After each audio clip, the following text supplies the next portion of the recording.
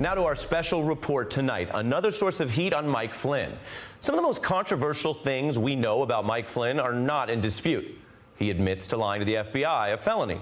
He admits now to cooperating with Bob Mueller, which means he's telling on his old colleagues.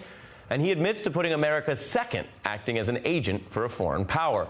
But while Flynn's lies have gotten a lot of attention, it's that entanglement with other countries that actually could give Bob Mueller extra leverage over Mike Flynn. And it's not only about Russia. It's about Flynn's links to Turkey, which is the subject of our special report tonight. Consider the home stretch of the 2016 general election, August. Donald Trump was battling the Gold Star Khan family. He was sinking in the polls, replacing his campaign leadership with Steve Bannon. And that was the story in public. But off stage, Mike Flynn was signing a secret contract to get over $500,000 to advance Turkey's interests, a contract he hid from the Justice Department and which stayed hidden until after the election when the story broke. An associate of that consulting firm confirming to Politico today that Mike Flynn's firm, which is called the Flynn Intel Group, they're being paid to lobby for the nation of Turkey. Flynn Intel Group was paid $500,000 last year during the campaign for work that benefited the Turkish government. He didn't disclose his work on behalf of the Turkish government to the Justice Department as required by federal law.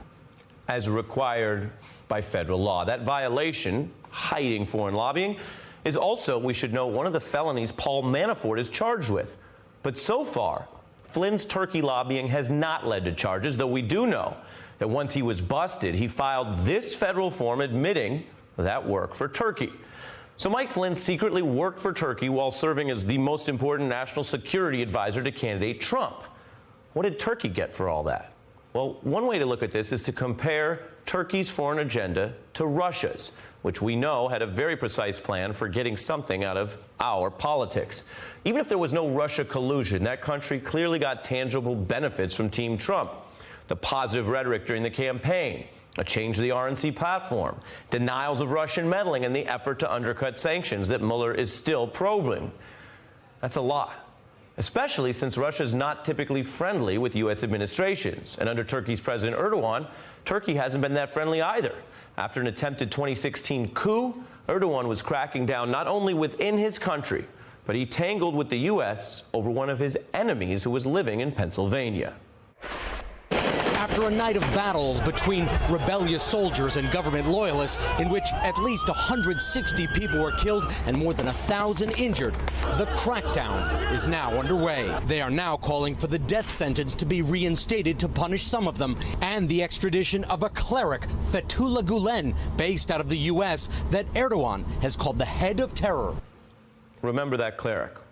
And during that very crackdown, this was before Turkey ever paid Mike Flynn any money, he was singing a different tune about Erdogan. Flynn giving a public speech saying that Erdogan, this Turkish leader, was actually problematic because he was allegedly moving towards Islamicism and was too close to Obama.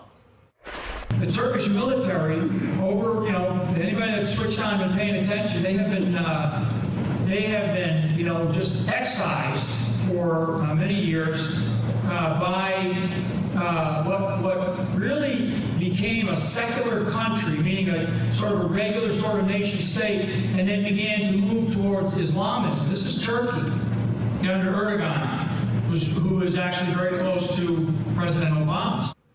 Now, that was Flynn before he cut the deal to lobby for Turkey. And look, he's entitled to his views and his speeches. But what Mueller's probing, what could still matter in this Russia probe, is how Flynn didn't just go from 0 to 80 on Turkey. He went to -80. He reversed his criticism of Erdogan. He declared Turkey was a U.S. ally in crisis, needing our support. Now, look at that. That's a very unusual op-ed right there. Flynn published it on Election Day. And then that op-ed sat online for months until all this broke. And then that same newspaper added this note.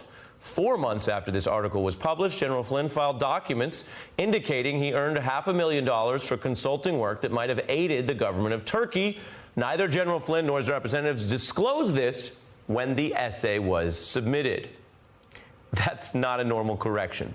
That's a newspaper basically saying, hey, General Flynn, you lied to us about this pro-Turkish essay. You tricked us into being a secret platform for a foreign government's views. Not cool. So at some risk Turkey got all of that from Mike Flynn. That article also advocated Turkey's push for the person I mentioned earlier, that cleric living in Pennsylvania, to be extradited. And that's big because later NBC News reported a Turkish bribery plot after the election asking Flynn to help kidnap the cleric for $15 million. Flynn denies it. Meanwhile, once in office, Trump was striking a warm note with Erdogan in the Oval Office as Turkish guards were doing this in our nation's capital. You could call it a bodyguard riot. Security men guarding Turkey's President Erdogan, kicking and pummeling protesters outside the Turkish embassy Tuesday in one of Washington's fanciest neighborhoods. 11 people injured, 2 seriously.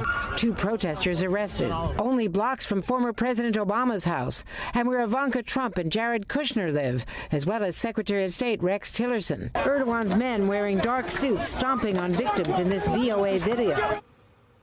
You know, when people say it can happen here, that happened here.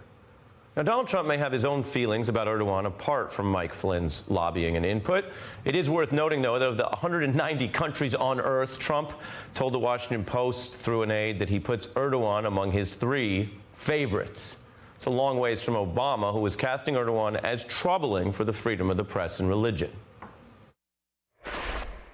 It's no secret that there are some trends within Turkey that I've been troubled with. A troubling path. That's what many U.S. security experts say when they warn about Turkey. It's pretty close to what Mike Flynn himself was saying at that speech about Turkey's road to Islamicism before Flynn started taking Turkish money and lobbying for them. So when you bring it all together, what does it add up to?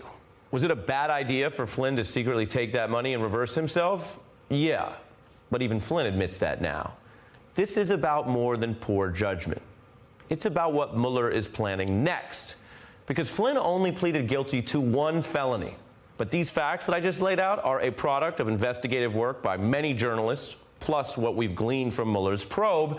And taken together, it shows that Mike Flynn could face legal exposure for other potential crimes, for things that he hasn't pleaded guilty to, like hiding his lobbying money from Turkey, like failing to register as a foreign agent, like listening allegedly to that bribery proposal, and as proven, like undercutting U.S. sanctions, which were the law of the land. And all that legal exposure, I would argue, involves 2 interlocking mistakes: selling out and putting America second. It may seem hypocritical from the America First crowd, but hypocrisy is not against the law. Americans can get paid to work for other countries, or Americans can work for this country. But if you secretly try to do both, it's pretty hard to pull off while Bob Mueller is watching.